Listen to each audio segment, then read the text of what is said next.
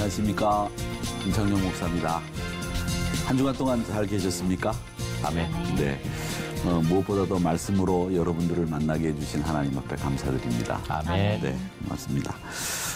그리스도의 생명을 가진 우리는 그 성령을 따라 행하고 또 성령의 열매를 맺으면서 살아가는데, 두 분은 그 성령의 9가지 열매 중에서 어떤 게 제일 나에게 많은 열매고 좀 어떤 것이 부족할까 이런 생각을 해보셨는지 모르겠습니다만은, 성령의 9가지 열매를 보면 사랑, 희락, 화평, 충성, 온유, 절제, 인내, 자비, 양선, 이렇게 9가지가 있거든요. 그 중에서 어떤 게 제일 부족할까 이런 생각을 한번 해보신 적이 있는지 모르겠습니다. 어떤 게 제일 부족한 것 같아요? 절제죠, 뭐. 아, 절제. 네네. 네. 그러니까 어떤 일들이 이렇게 닥쳤을 때 그거를 조금 더 한번 한호흡 쉬고 하나님의 말씀에 이렇게 의존해서 이렇게 한 번 더 생각을 해봐야 되는데, 그게 또 현실은 그렇지 않거든요. 그렇죠. 그러다 보니까 그냥 내 의지대로 그냥 행동해서 후회할 때가 많죠. 절제라고 하는 거는 그건 다 누구에게나 부족한 부분이 없지 않나 이런 생각이 드네요. 세례자매는 어떤 게 제일 부족하다고 생각하세요? 저는 부족한 것 투성이지만 인내, 오래 참음, 절제 이런 것들이 참 많이 부족한 것 같아요. 그러니까 누구나 다 그 부분은 부족하다고 생각하죠. 저도 그 부분은 좀 부족하다고 생각하는데, 다 그렇구나. 참 9가지 모든 것이 다 우리에게 좀 충만해지고 넉넉해지고, 또 우리가 그 9가지 열매들을 잘 맺으면서 살아갔으면 좋겠다 이런 생각을 합니다.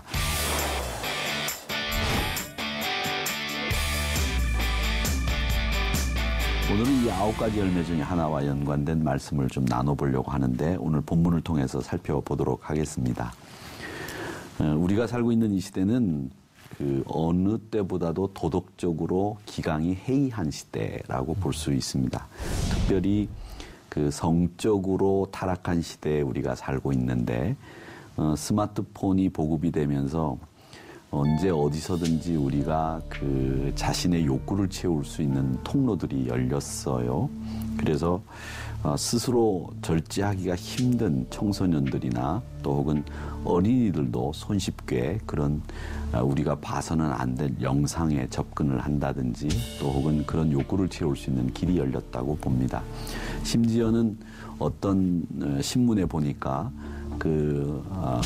어른들이 보기도 어려운 그런 영상들을 관리하고 배포했던 친구가 중학생이었다라고 하는 놀라운 소식이 저희들에게 전해진 적도 있었는데, 이제 이거보다도 더 큰 심각한 문제는 저희들은 어떻게 생각하느냐면, 목사 입장으로서 이 동성애 문제라고 생각을 합니다.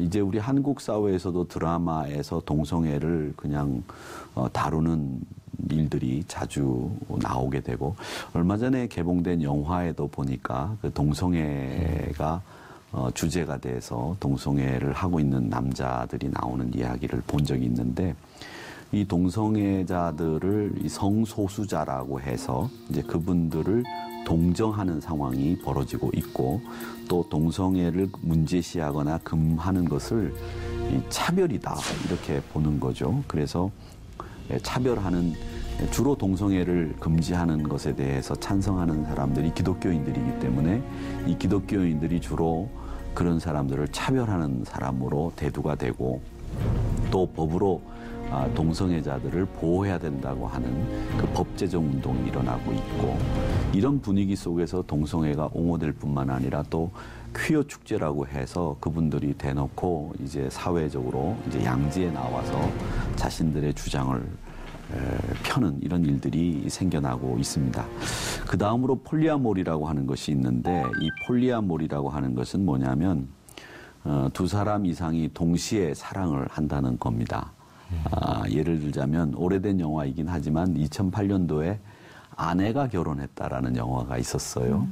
근데 그 아내가 결혼했다라고 하는 영화는 어떤 얘기냐면, 지금 자기하고 결혼 생활을 하고 있는 아내가 다른 남자와 또 결혼을 하겠다고 선언을 하는 거죠. 그래서 그 남자도 자기 아내와 결혼을 하고, 또 자기 아내는 또 자기 아내고, 이렇게 동시에 두 남자가 인정하는 배우자로서 한 여자가 살아가게 되는 이야기, 이런 것을 폴리아모리라고 그렇게 얘기를 하는데, 일부 다처제일 뿐만 아니라 또 일처다부제라고도 할 수 있는 이런 일들이, 이중결혼이라고 하는 일들이 지금 사회적으로 문제가 되고 있습니다. 이제 남자가 배우자의 인정 속에서 또 다른 여자와 부부관계를 맺고, 또 한 여자가 배우자의 인정하에서 다른 남자와 결혼 생활을 하는 이런 일들이 공공연하게 일어날 수 있다라고 하는 것이 영화로 발표가 됐다는 거죠. 그래서 이런 일들이 부끄러운 일이 아니고 법적으로 문제가 안 되는 세상에 이제 우리가 살게 된다. 이게 심각하다는 겁니다. 그래서 이 도덕적인 해이가 어디까지 갈는지 그 끝을 가늠할 수 없는 상황이 돼버리고 말았다라고 하는 겁니다. 그래서 이런 시대의 기류에 대해서 우리 기독교인들이 하나님의 반응이 또 하나님의 뜻이 어디 있는지를 분명히 알아야 되겠다. 그래서 오늘 이 본문을 통해서 우리가 한번 생각해 봐야 될 것인데, 창세기 6장 1절에서부터 2절 말씀을 보면 이렇게 시작을 하고 있습니다. 6장 1절 2절을 한번 같이 읽어보겠는데, 우리 승대 형제님께서 먼저 읽어봐 주시기 바랍니다. 네. 사람이 땅 위에 번성하기 시작할 때 그들에게서 딸들이 나니. 2절, 하나님의 아들들이 사람의 딸들의 아름다움을 보고 자기들이 좋아하는 모든 여자를 아내로 삼는지라, 이렇게 되어 있습니다. 이어서 6장 6절 말씀을 우리 세례자매가 좀 읽어봐 주시기 바랍니다. 땅 위에 사람 지으셨음을 한탄하사 마음에 근심하시고. 예, 하나님께서 사람을 지은 것을 한탄하시고 근심하셨다고 말하고 있는데, 하나님께서 사람에 대해서 한탄하시고 사람의 그 잘못된 것 때문에 근심하셨다라고 하는 것은 이유가 뭐냐면, 하나님이 짝지어 주신 배필, 이런 배필과 함께 행복하게 사는 것이 아니라 자기가 그 성적인 것에 욕구에 끌려서 결혼 상대를 찾았기 때문에 하나님께서는 한탄하셨고 근심하셨다라는 얘기입니다. 요즘 그 젊은이들이 결혼할 때 기준이 뭔가 이렇게 보면, 그 배우자가 가지고 있는 부모의 재산, 미모, 그 다음에 화려함, 그리고 그들이 가지고 있는 능력, 이런 것을 가지고 판단하는 경우들이 많단 말이죠. 마음 씀씀이라든지 그들의 생각, 가치관, 사고방식, 이런 것에 대해서는 전혀 상관없이 그런 것만 가지고 판단하고 결혼하기 때문에 결혼이 어그러지는 거죠. 그러니까 이 결혼이라고 하는 것이나 배우자를 선택할 때 자기의 욕망이 중심에 있으면 그 결혼은 항상 어그러지게 되어 있다라는 겁니다. 욕망이 중심이 아니라 나와 믿음의 관계가, 또 가치관의 관계가, 생각하는 정도가 어떻게 맞는지를 먼저 생각하고 가늠하는 것이 필요하다라는 겁니다. 우리가 신앙생활하는 사람뿐만 아니라 우리 사람들이 무엇을 하든지 간에 그 가장 중요한 그분의 생각, 가치관, 사고방식, 행동, 거기에 우리 믿음의 사람들은 더 중요한 건 신앙관, 이런 것들이 결혼하는데 결정적인 좌우되는 요소가 되고 기준이 돼야 되는데, 이게 욕망이나 겉으로 난 옵션 때문에 결혼하게 되는 상대자를 선택하면 문제가 생긴다라는 거죠. 중요한 것은 하나님께서 이런 사람들 때문에 마음에 근심을 하신다는 겁니다. 하나님께서는 이런 사람들 때문에 한탄하신다는 겁니다. 그래서 하나님이 이런 사람들에게 베푼 은혜에 대해서 한탄하고 근심하시기 때문에 우리가 이런 부분에 대해서 분명하게 믿음의 사람들은 아니다라고 하는 절대 기준을 세워놓고 있어야 된다는 거죠. 창세기 19장에 보면 소돔과 고모라의 이야기가 나옵니다. 이 소돔과 고모라를 멸망시키는 장면이 나오는데, 이 소돔과 고모라는 동성애가 극성을 부렸던 곳입니다. 그래서 지금도 사람들이 소돔이 그러면 그건 동성애를 지칭하는 단어가 됐어요. 소돔 사람들이 했던 일이라 해서 소돔이가 동성애라고 하는 말이 됐는데, 이 죄악이 너무 심해서 하나님이 두 천사를 파견했습니다. 그랬는데 이 두 천사를 파견했는데 소돔 사람들이, 낯선 사람들이 이 롯의 집에 들어가는 것을 보고 몰려왔어요. 창세기 19장 5절에 보면 어떻게 되어 있느냐면, 롯을 동네 사람들이 와서 불러요. 그러면서 롯을 불러가지고 뭐라고 얘기하느냐면, 야, 오늘 보니까 니네 집에 새로운 사람들이 처음 본 사람들이 왔던데 그 사람들을 끌어내라. 오늘 우리가 그 사람들하고 성적인 관계를 맺어야 되겠으니 내놔라. 이렇게 얘기를 하는 겁니다. 그게 지금 이 19장 5절에 나오는 얘기예요. 그러니까 얼마나 직설적이고 얼마나 자기 욕구에 대해서 가감없이 얘기하는 그야말로 인간이기를 포기한 말들을 하고 살던 시대가 이 소돔과 고모라 시대였다는 겁니다. 이 성경에 보면 참 인간들이 어떻게 살았는지를 그대로 보여주는 얘기들이 많은데 그런 이야기가 나와 있습니다. 이 광경을 본 이제 천사들이 손을 써서 사태를 수습하죠. 롯이 사태가 수습이 안 되니까. 그래서 결국은 소돔과 고모라가 멸망당하게 됐다라는 얘기입니다. 그래서 소돔 사람들이 낯선 사람이 나타나니까 자신의 욕구를 채우기 위해서 몰려왔는데 이게 주로 누가 몰려왔느냐? 남자들이 몰려왔어요. 근데 남자들이 몰려와서 남자를 찾은 거예요. 그 사람들 좋아 보이는데 내놔라. 그랬더니 롯이 수습하기 위해서 야, 내 딸들이 있는데 내 딸 줄 테니까 가라. 그랬더니 니네 딸은 다 알아. 이 말은 뭐냐면 니네 딸하고는 이미 내가 다 경험해서 니네 딸이 어떤 여자인지 안다 이거예요. 그러니까 새 사람 내놔라. 이걸 얘기하는 겁니다. 그래서 낯선 남자와 남자들이 관계를 맺기 위해서 덤벼들었다라는 얘기가 창세기 19장 5절에 나오는 얘기입니다. 이 창세기를 보면 좀 우리가 낯뜨거운 이야기들이 많이 나와요. 그런 이야기들 중에서 오늘 19장 이야기가 소돔과 고모라 얘기가 낯뜨거운 이야기인데 이 성적인 타락이 극에 달했던 소돔과 고모라 이야기였습니다.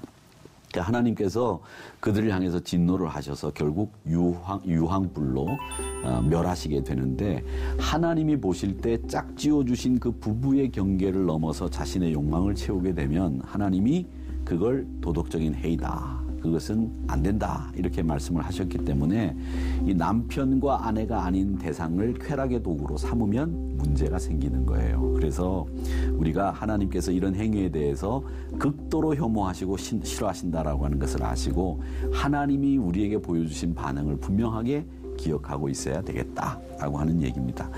사람이 또 자기 욕망에 따라 살게 되면 일어나는 결과들이 있습니다. 창세기 6장 3절에 보면 이렇게 말합니다. 한번 읽어봐 주시기 바랍니다. 여호와께서 이르시되 나의 영이 영원히 사람과 함께 하지 아니하리니 이는 그들이 육신이 됨이라. 그러나 그들의 날은 120년이 되리라 하시니라. 아멘. 우리 수명이 원래는 무두셀라 같은 경우에는 969살을 살았다 그래요. 성경에 보면. 그래서 제일 오래 산 사람 그러면 무두셀라라고 하죠. 969세. 승재 형제는 아직 969세를 살려면 몇 년 남았죠? 910년 남았죠? 네. 네. 아직 910년 정도를 더 살아야 되죠. 그럼요. 세례자매도 그 정도 조금 더 살아야 되죠? 910년 정도. 무두셀라가 살았던 나이가 969세였습니다. 그런데 우리 나이가 성경학자들이 그런 얘기를 해요. 우리 수명이 120세로 줄어들었던 이유 중에 하나가 우리 인간이 욕망을 따라 살았기 때문에 하나님이 긴 우리 인간의 수명을 줄이셨다. 이렇게 이야기를 합니다. 욕망에 따라 살게 되면 결국 우리가 육신이 된다라고 하는 얘기를 하시고 있는데 육신이 된다는 말은 뭐냐면 창세기 2장 7절의 말씀에 보면 흙으로 빚으신 다음에 코에다가 숨을 불어넣으셨어요. 그걸 생령이라고 해요. 루아흐라고 히브리 말로 얘기를 하는데 우리가 생령이 되었는데 그 생령의 영이 떠났다는 얘기예요. 그러니까 우리가 욕심을 따라 살게 되면 우리의 영적인 부분에 있어서 영이 떠난다라는 얘기죠. 그러니까 우리가 하나님의 형상대로 지음을 받았다라고 하는 것은 모양이 하나님의 형상이라는 것보다도 우리의 모든 속성이 하나님을 닮았다는 거예요. 사랑하는 속성, 사랑받고 싶은 속성, 그리고 긍휼의 속성, 그리고 모든 우리 하나님의 아름다운 형상들이 우리 안에 다 들어와 있는 거죠. 좋은 걸 보면 기뻐하고 슬픈 걸 보면 슬퍼하고 같이 울어주고 같이 마음 써주고 이런 건 다 하나님의 우리에게 주신 형상들이에요. 그런 형상들이 결국 우리 안에 다 있었는데 우리가 욕심 따라 살다 보니까 그런 형상들을 다 잃어버린 거예요. 다 상실해버린 거죠.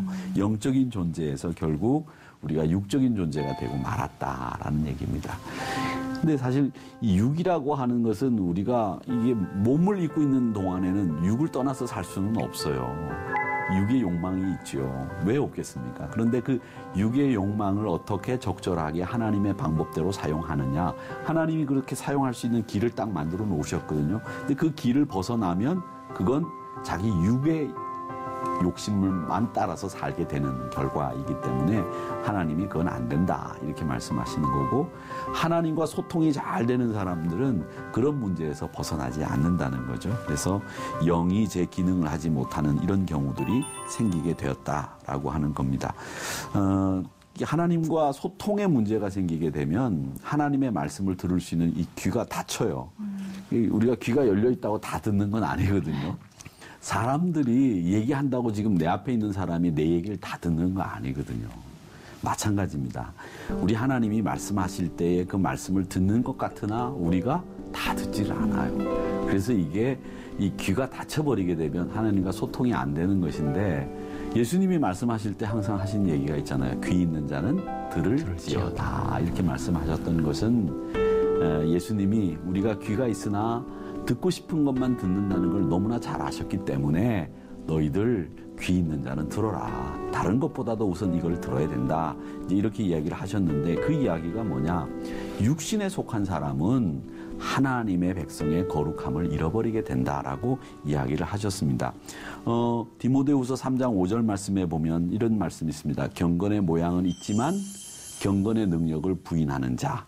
이 같은 사람들에게서 너는 돌아서야 된다. 이렇게 얘기를 했거든요. 그러니까 경건의 모양도 없는 사람들이 요즘에 많아요. 경건의 능력도 물론이지만 경건의 모양도 없다는 거죠. 그래서 이런 사람들 때문에 하나님이 안타까워하고 근심하셨다라고 하는 겁니다. 이렇게 자기가 가지고 있는 거룩함을 잃어버리게 되면 이 거룩함 때문에 능력을 상실한 사람, 이 거룩함을 상실해서 자기가 가지고 있는 능력도 상실한 사람이 있죠. 누구냐면 대표적인 삼손이라는 사람이 있죠. 아주 강하고 능력 있는 사사였었습니다. 하나님께서 이 이스라엘을 영적으로 이끌 사사로 하나님이 세우셨거든요. 그런데 그에게 남다른 능력이 있었음에도 불구하고 자기 몸이 이끄는 대로 살았습니다.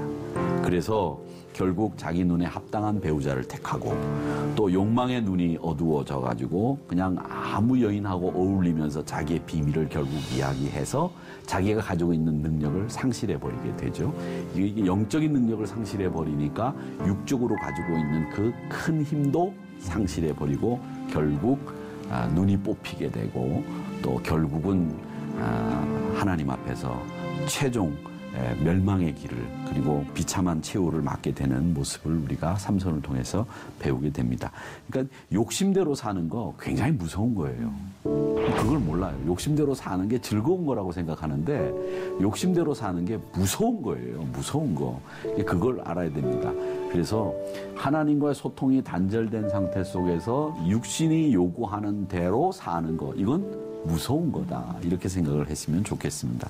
그러면 우리가 이 경건의 능력을 상실하고 사는 이 세상에서 어떻게 하면 경건의 능력을 상실하지 않고 살 수 있느냐? 먼저 소극적인 노력들은 있을 수 있습니다. 오늘 25절에 보면 네 마음이 음녀의 길로 치우치지 말며 그 길에 미혹되지 말아라. 이렇게 말씀하시는데 이 미혹되지 말라는 말은 공격 앞에서 지지 말라는 얘기예요. 지지 말아라. 공격을 해온단 말이죠. 그 공격을 해올 때 지면 안 된다는 거예요. 진다는 말은 뭐냐? 거기에 끌리게 된다는 얘기죠. 맹자 어머니가 아들을 교육시키려고 3번 이사했다고 해서 맹모 삼천이라는 말이 생기지 않았습니까? 처음 이제 이사를 갔던 곳이 어디였느냐면 공동묘지였다고 하죠. 그러니까 이 맹자가 어렸을 때 매일 장례 치르는 거 보니까 그걸 흉내냈다고 합니다. 아이고, 이것만 흉내내서 안 되겠다 싶어서 맹자 어머니가 그 다음으로 이사를 갔는데 그 다음으로 간 곳이 시장이었다고 하죠. 그래서 매일 사고 팔고 하는 걸 해서 뭐 떨이요, 그리고 뭐 얼마입니다, 깎아주세요. 이런 것만 매일 하더라는 거죠. 그래서 3번째로 이사 간 곳이 서당 옆으로 이사를 갔더니만 글 읽는 연습을 하더라. 그래서 맹모 삼천지교 이런 말이 있죠. 맹모가 삼천 3번 이사를 했다 이런 얘기가 있는데 그 사람은 환경의 지배를 받습니다. 그러니까 어떤 환경 가운데 있느냐에 따라서 삶이 달라지는데 여러분 환경을 잘 정리하셔야 됩니다. 내가 미혹될 수 있는 길 이런 길은 그 정리를 해야 됩니다. 정리를 해야 되지 환경을 정리하지 못하면 우리가 부정적인 영향을 받게 돼 있어요. 아무래도 그렇죠. 옛날 어른들이 그런 말 했죠. 백노야 까마귀 옆에서 놀지 마라 이런 얘기를 하셨지 않습니까? 성경도 그런 얘기를 많이 하시고 있는데 이 그 더럽고 추악한 곳과 자꾸 관계 맺으면 안 돼요. 그러니까 우리 믿음의 사람들은 그래서 이 정리를 위해서 끊어낼 수 있는 아까 우리 승대 형제님이 얘기하신 절제가 필요합니다. 뭐든지 절제가 필요하죠. 과하면 모자른 것보다 더 나쁘다 이렇게 얘기하시는 얘기들이 있듯이 이 미혹의 환경에서 벗어나기 위해서 노력을 해야 되고요. 적극적인 노력도 필요합니다. 24절 말씀에 볼까요? 뭐라고 하느냐면 이제 아들들아 내 말을 듣고 내 입의 말에 주의를 해라 이렇게 말씀을 하셨습니다. 즉 말씀을 내 마음에 적극적으로 새기자 이거죠. 히브리서 4장 12절에 보면 하나님의 말씀은 살아있는 말씀 좌우의 날선 검보다 더 예리해서 우리의 혼과 영과 골수를 쪼개고도 남음이 있다 이렇게 말씀하셨거든요. 그러니까 이 말씀을 우리 가슴에 새기는 거죠. 예레미야서 23장 29절의 말씀에 보면 여호와의 말씀인데 이 말씀이 불같지 아니하냐 바위를 쳐서 부서뜨리는 방망이 같은 것이 하나님의 말씀이다 그랬습니다. 이 바위를 방망이로 깨서 부술 수 있는데 그 망치가 보통 망치여서는 안 되겠죠. 바위를 깰 수 있는 망치. 그게 하나님의 말씀이라고 하는 것이 예레미야 말씀입니다. 그러니까 말씀이 능력이 있다는 거죠. 말씀이 들어가면 이게 그냥 세상 사람들의 글이 아니에요. 하나님의 말씀이기 때문에 이 말씀 안에는 힘이 있다고요. 파워가 있어요. 그러니까 이 말씀을 내 가슴 속에 딱 새기고 이 말씀의 능력을 믿고 이런 능력을 체험하면서 미혹된 길에 가지 마시고 에잇! 딱 끊어내는 이런 믿음의 생활이 우리에게 필요하다는 겁니다. 찰스 알렌이라고 하는 목사님이 심령의 치료자 하나님이라고 하는 책에 이런 말씀을 하셨습니다. 한 사업가가 굉장히 심한 스트레스를 받았는데 치료를 받던 중에 이제 담당 의사가 이 알렌 목사님에게 찾아와서 상담을 요청했습니다. 이제 알렌 목사님을 찾아와서 상담을 요청했는데 이제 큰 기업을 이루긴 했는데 이런 큰 기업을 이루고 난 뒤에 자기의 목적이 분명하지 않으면 항상 허탈해져요. 허탈해진다고. 그러니까 내가 지금 왜 유명한 사람이 되어야 되는지를 분명히 알고 있어서 유명한 사람이 된 사람들은 나중에 유명하고 된 뒤에 허탈해지지 않아요. 그런데 어쩌다 보니까 유명해진 사람들, 어쩌다 보니까 돈이 많아진 사람들은 나중에 꼭 허탈이 찾아와요. 왜? 자기가 왜 부자가 돼야 되는지, 왜 유명한 사람이 돼야 되는지 목적이 없었기 때문에 어쩌다가 유명해지고 어쩌다가 부자가 된 사람들은 허탈해지는 경우가 꼭 생긴단 말이죠. 그래서 이 사람이 그 공허감을 이기지 못하고 불면증에 시달리고 있었는데 이 알렌 목사님이 약을 처방해 주셨습니다. 내가 드리는 약은 매일 5번씩 일주일을 먹어야 되는 약인데 한꺼번에 많이 먹어서도 안 되고 건너뛰어도 안 되고 먹다가 쉬어도 안 됩니다. 아침에 일어나서 먼저 이 약을 먹고 점심 식사를 하고 이 약을 먹어야 되고 저녁 식사 후에도 이 약을 먹어야 되고 자기 전에도 이 약을 먹어야 됩니다. 철저하게 처방대로 이 약을 먹어야 됩니다. 이렇게 알렌 목사님이 이야기를 해 주셨습니다. 그래서 이분이 집에 돌아와서 그 약을 딱 꺼내보니까 조그만 종이에 시편 23편이 기록되어 있었다는 겁니다. 한번 그대로 해보리라고 다짐을 하고 이분이 철저하게 처방대로 아침에 일어나서 한번 식사하고 한번 점심 식사하고 한번 저녁 식사하고 한번 잘 때 한번 이 약을 그대로 읽었습니다. 그렇게 묵상하다 보니까 이분이 나도 모르는 사이에 푸른 초장에 누워있는 제 모습을 발견했습니다. 여호와는 나의 목자시니 내게 부족함이 없으리로다. 그가 나를 푸른 초장으로 인도하신다고 하는 그 말씀을 매일 자기 전에 또 일어나서 식사 후에 이렇게 이 약 처방을 받았더니 자기도 모르는 사이에 자기가 푸른 초장에 누워있는 모습을 발견하게 됐다라고 하는 겁니다. 말씀의 능력을 체험했다는 얘기죠.